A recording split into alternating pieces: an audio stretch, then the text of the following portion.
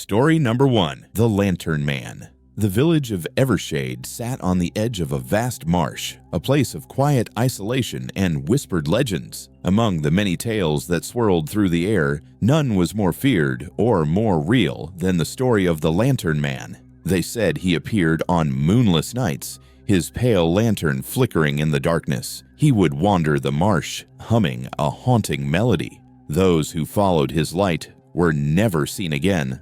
For years, the warnings had kept most villagers away from the marsh after dark. But like all old stories, some dismissed them as mere superstition. Sarah was one of those skeptics. She had grown up hearing the tales, but never believed them.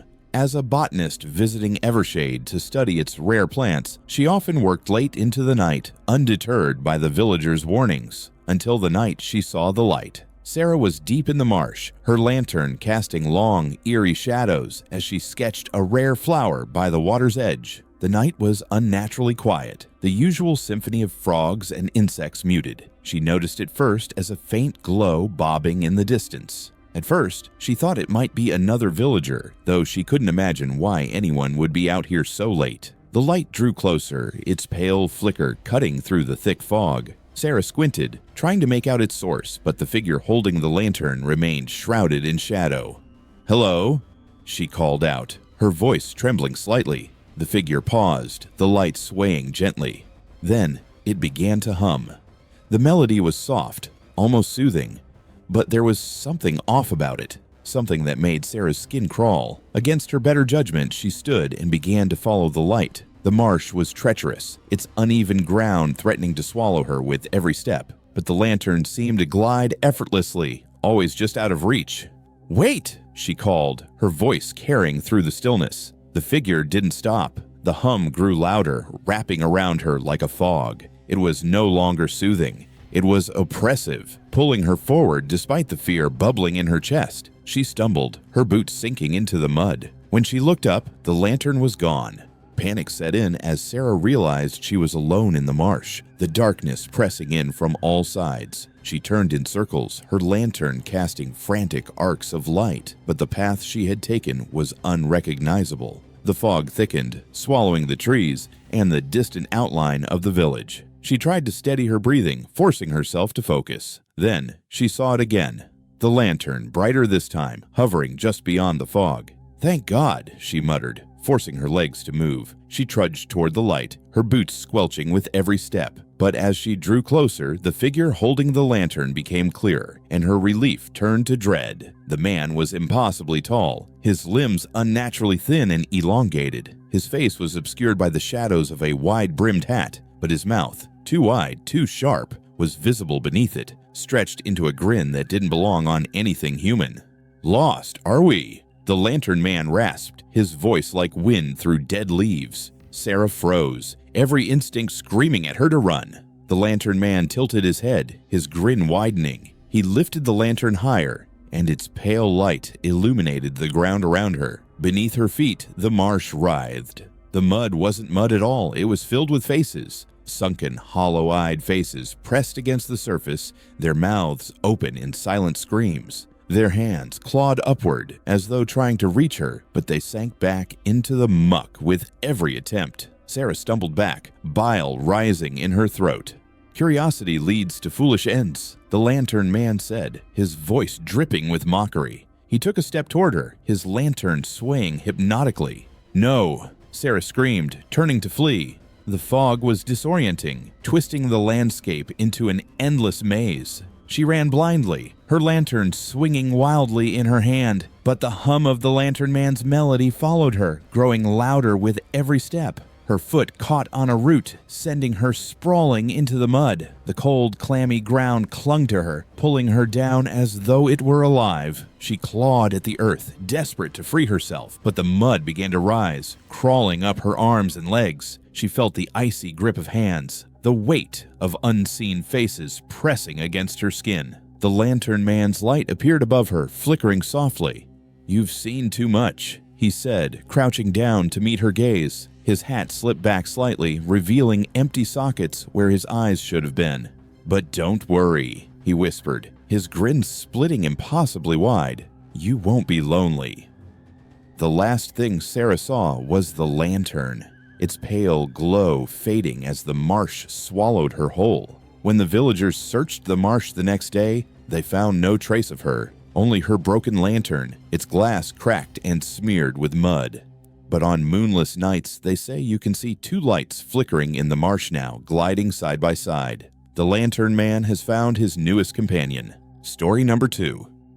The Whispering Woods. The town of Greystone was nestled against a sprawling forest known as the Whispering Woods. For generations, it had been the backdrop of local lore, a place of shadowy trees and chilling tales. Parents warned their children never to venture into the woods, especially after dark. The story spoke of voices that lured people deeper and deeper until they were never seen again. But most dismissed it as superstition. Ava, a newcomer to Greystone, was among the skeptics. She had moved from the city to escape the chaos of her old life, seeking solace in the quiet town. The woods intrigued her more than they frightened her. She saw them not as a place of danger, but as a sanctuary, untouched and beautiful. So when she overheard villagers speaking in hushed tones about someone who had gone missing near the woods, Ava's curiosity grew. They shouldn't have been out there at night, one woman whispered. They say the woods called to them, another replied, shuddering. Ava dismissed their fears with a shake of her head. Just a bunch of old legends, she muttered. But that night, as she lay in bed, she heard it for the first time. The sound was faint at first, like the rustling of leaves carried by the wind.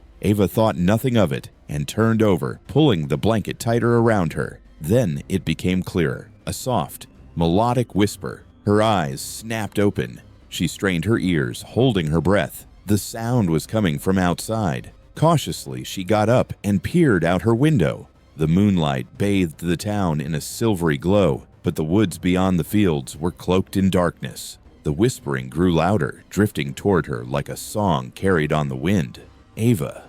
Her name. Her heart skipped a beat, but logic quickly overruled fear. Perhaps it was just her imagination or some teenagers playing a prank. She climbed back into bed, determined to ignore it, but the whispering didn't stop. It grew insistent, tugging at her like invisible hands.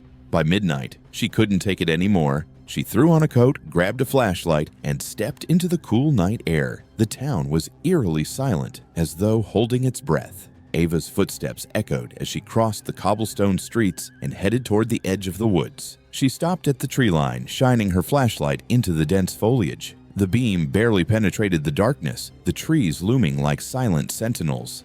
Ava. The whisper was closer now, beckoning her. "Hello?"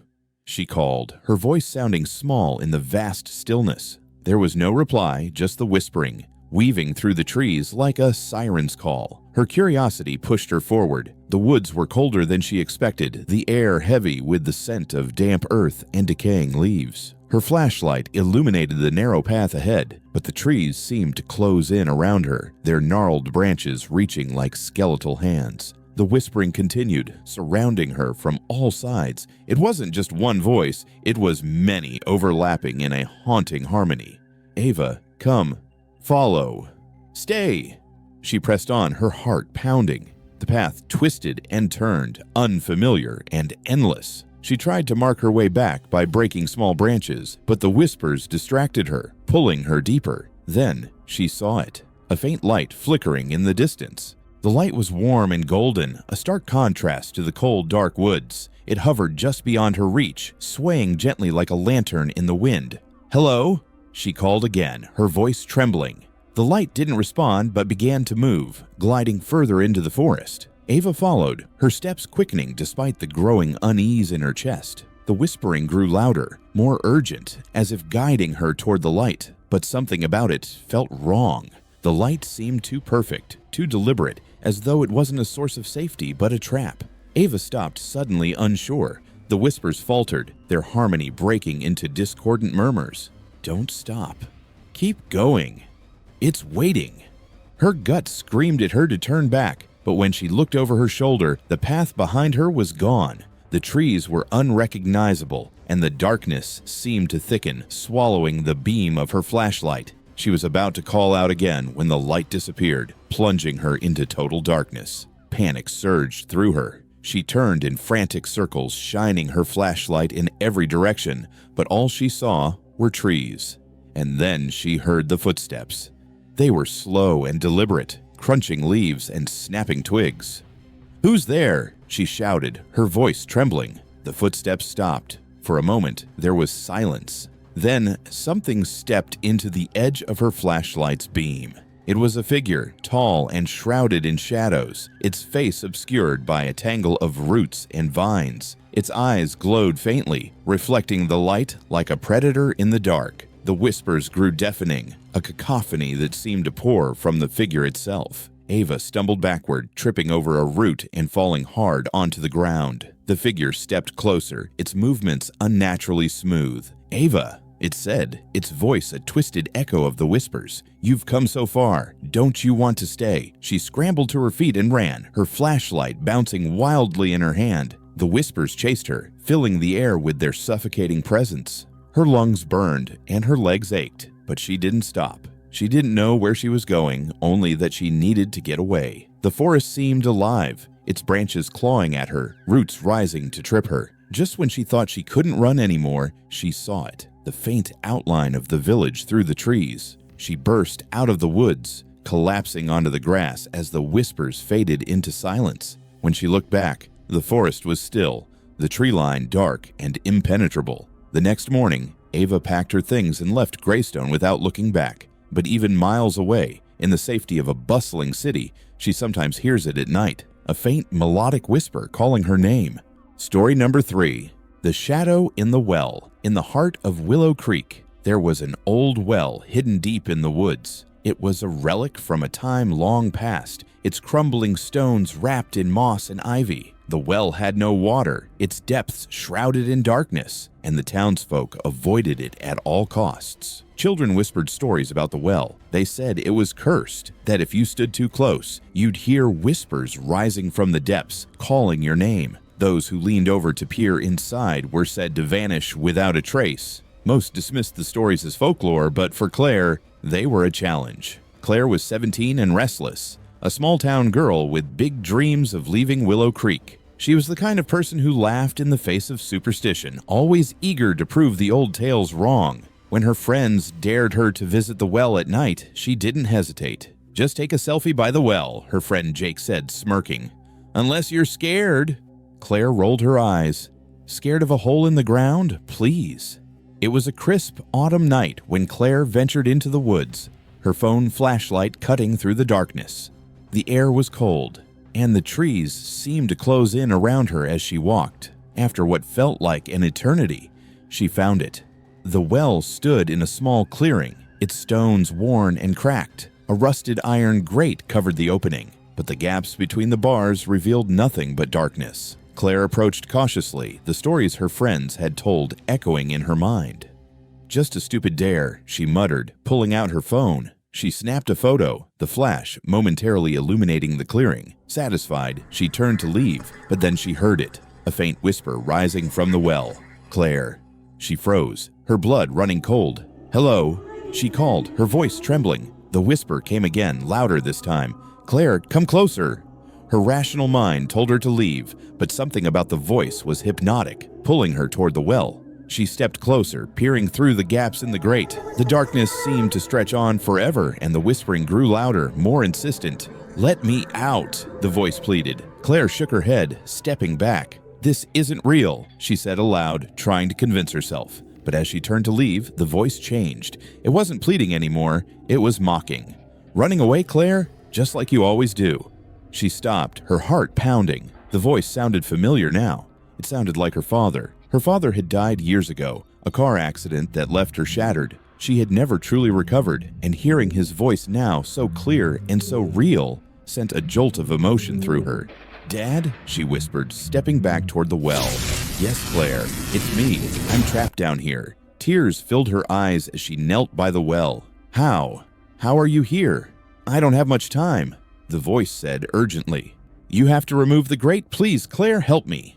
She hesitated, her fingers hovering over the rusted iron. Every instinct screamed at her to run, but his voice was so convincing. She gripped the grate, straining against the rusted metal. With a loud screech, it came loose, falling to the ground. The darkness in the well seemed to shift, growing deeper, more alive. "Thank you, Claire," the voice said, its tone changing again. It was no longer her father, it was something else. A shadow rose from the well, twisting and writhing like smoke. It had no defined form, just a mass of darkness that pulsed with malevolence. Claire scrambled back, her phone forgotten on the ground. "What? What are you?" she stammered. The shadow loomed over her, its edges flickering like flames. "I am what waits," it said, its voice echoing in her mind. "I am what you set free." Claire tried to run, but the shadow moved faster, enveloping her in its cold embrace. The next morning, her friends found her phone near the well. The screen was cracked, but the last photo she took remained. It showed the clearing, the old well, and a shadowy figure standing behind her, its hand resting on her shoulder. Claire was never seen again, and the well, once a place of whispered stories, became a place of silence. But those who wander too close at night swear they can hear her voice calling from the depths. "Let me out."